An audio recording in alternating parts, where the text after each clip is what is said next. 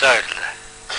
Тэгэхээр би энэ хуулийг бол бас ий засаглалын одоо тогтолцоог бүрдүүлэхэд чиглэсэн нэг алхам боллоо л гэж бодож байна л да. Сая бид нэр бас Эстон улсад манай их хурлын ажлын хэсэг ажилласан ий засаглалаар бол үнэхээр гайхамшигтай үр дүнд бол хүрсэн билээ.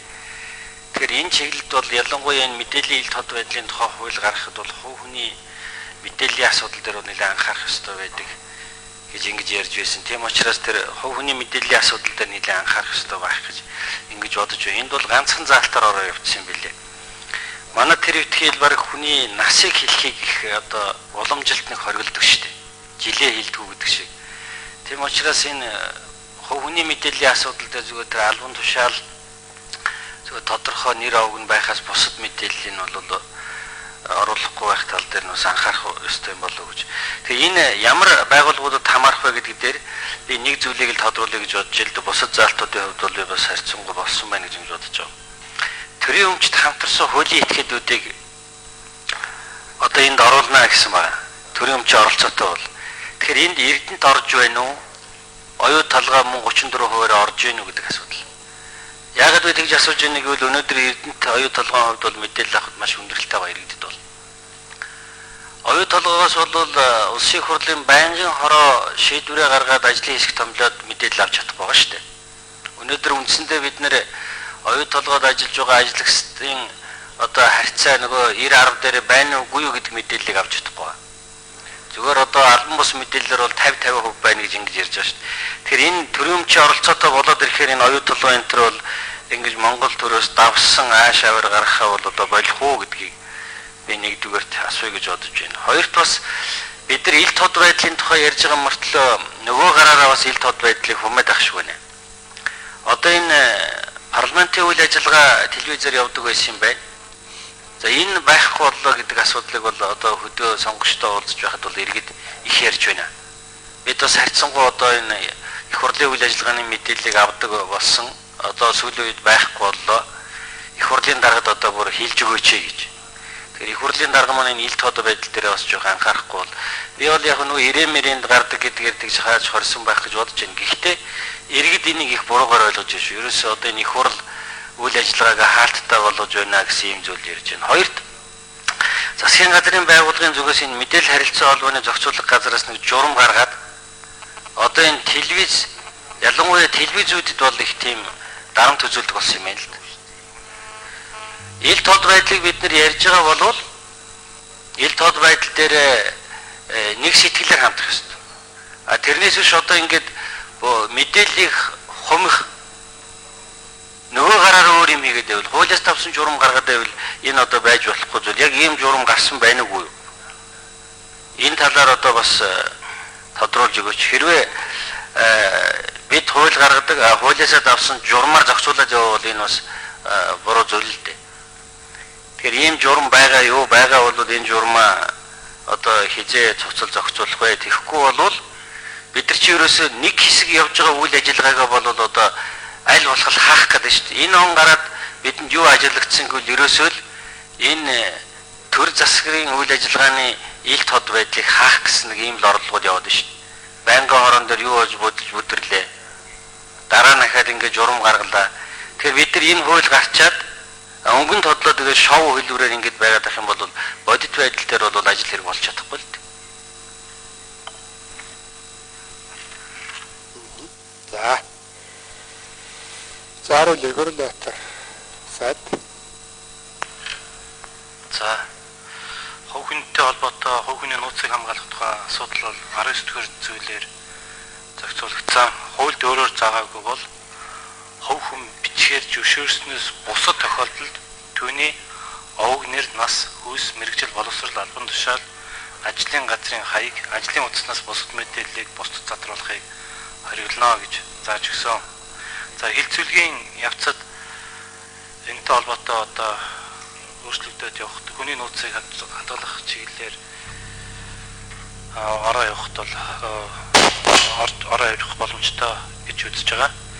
За төрийн өмчийн оролцоотой аж ахуйн нэгжүүдийг бол энэ хуульд хамруулж байгаа. 3-ын 1-ийн 9-т бол төрийн өмчийн болон төрийн өмчийн оролцоотой аж ахуйн нэгжүүд үүнд хамаарагдана За ямар мэдээлэл байх вэ гэхэд тухайлбал тэр Эрдэнэт оюут толгойтой холбоотой тендер, хүний нөөцтэй холбоотой асуудлууд бол хуулийнхаа 6 дугаар бүлэг дээр түрүүн миний хэлсэн 4 төрлийн мэдээлэл гэдэг дээр бүгдэнд нь хамаарагдаж байгаа. За Эрдэнэт төлөвлөр бол үүнд хамаарагдана. Оюут толгой бол мөн хамаарагдаж явна. Тэгэхээр энэ хууль гарснараа энэ мэдээллүүд бол улам нээлттэй болох. За үүнийг тойрсон үнэн худал ярианууд дээр бас цэгүүх ийм боломж бол гарч байгаа гэдгийг хэлье. За тэр журамтай холбоотой асуудлыг Бат Эрдэнэ дарга хариулж байгаа. За. Батар. За даваасрын гишүүний асуултанд хариулъя. Тусгай зөвшөөрлийн хуулинд нэмэлт ороод агуулгын тусгай зөвшөөрөл олох тухай асуудал тусгагдсан юм а, хуульчлагдсан. Тэгээд энэ агуулгын тусгай зөвшөөрлийн хуулийг хэрэгжүүлэх үүднээс бид нар энэ контентын журам гэдгийг харилцаа холбооны зохицуулахоор хамтраад бид нар боловсруулад мөрдүүлж байгаа. За энэ журмын гол хэд хэдэн бас зорилго агуулсан юм а. Нэгдүгээрт бол хэрэглэгчдээ сүүлийн үед нэлээд олон тийм санал гомдол ирсэн. Энэ бол телевизээр гарч байгаа агуулгын хувьд бол одоо солонгос кино гэдэг юм уу ихэнх цагийг нь эзэлждэг. Дээрээс нь үзүүлж байгаа кино, хүний үзэж байгаа нэвтрүүлгийн дундуур олон төрлийн зар сурчлагын нэлээ хэмжээгээр ингэж яваад байна. Анх зохицуулахаар оноос зохицуулж өгсөн цаг хугацаанд авал бас тэр болгон сайн ажиллаж өгөхгүй байна гэж. Ийм зорилгоор нэгдүгээрт бол агуулгыг бол бас Монгол агуулгаар нэлээд баяжуулах зорилтоор энэ журам үйлчилж байгаа.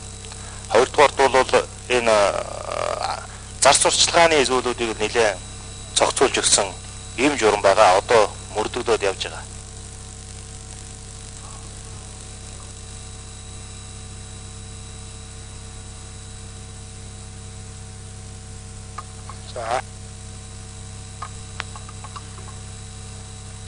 За. За тодруулах уу? Олсно. За даасрын нэмээд асуучих.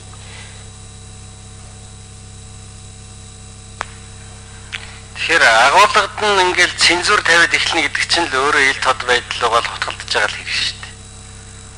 Одоо ямар юм гаргахын заагаад их хуульд тодорхой хоригсноос бус тохиолдолд бол ингээд цензур тавьж журмаар зохицуулж болохгүй. Энийгээ зэгцлэх хэрэгтэй. А тэгэхгүй одоо жишээлбэл ингээд агуулгын хувьд нь ороод игрүүл нөгөө 90-ад оноос өмнөх асуудал. Ерөөсөө л одоо цензур тавьж эхэлж шүү дээ. Мэдээлэл. Гэтэл өнөөдөр юу харагдж байгааг бол мөнгөтэй байгаа улсад бол ерөөсөө эн чинь хуульч үйлчлэхгүй шүү дээ. Тэр ПИФ чинь өнөөдөр 9 цаг 8 цаг гэхэд сурчлагаагаар явж илээ шүү дээ. Тэрийг хэн хориглоод байгаа? Энэ бол манай одоо их хурлын гаргасан хамгийн одоо утгагүй хууль бол энэ болсон байл. Энийг ПИФ рекламад гэдэг юмыг одоо зөвшөөрсөн. Тэгэнгүүт л ерөөсөө оройн нэвтрүүлгээр юу байна? 8 цагаас хойш товтон ПИФ явж шүү дээ. Гэхдээ энийг яагаад гэвэл хориглож болохгүй юм. Гэтэл хүний гаргаж байгаа юмыг гаргаж байгаа кинон дээр хориг тавина гэдэг бол тэр одоо нөгөө порномор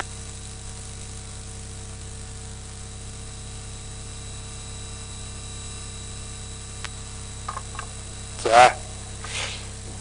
Мокорлог шиг тэр улсын хурлын ямар юм хаалттай болоод мэдээлэл авч чадахгүй болоод байгаа юм бэ? Энэ байнгын хараан засгийн байна. Одоо дарга яла. Кэ харуулах уу? За скватер дарга харуулах уу? Улсын хурлын ямар мэдээлэл таалттай болоод байна? За одоо юуны хууль дүрм журмын талаас нь хязгаарлалт ямар нэгэн юм нэмэгдэж бол ороогүй өөрчлөлт. Зүгээр үйл ажиллагааны хувьд сая даваасрын гишүүний хэлээд байгаа шиг дотоод үйл ажиллагааны хувьд тийм хаалтын гурав руу шилжүүлж гисэн алхам хийснийг би бол олж мэдээгүй. Тэгэхээр яг ямар тохиолдолд одоо энийг манай их хурлын хэвлэлийн одоо улсууд хэлэх байх л та. Ямар чиглэлээр явж байгаа. Тэрээс бидний хувьд бол аль биесээр тийм хааж боох, тийм хязгаарлах, тийм горим дүрм журм бол гаргаагүй шүү дээ. За Батар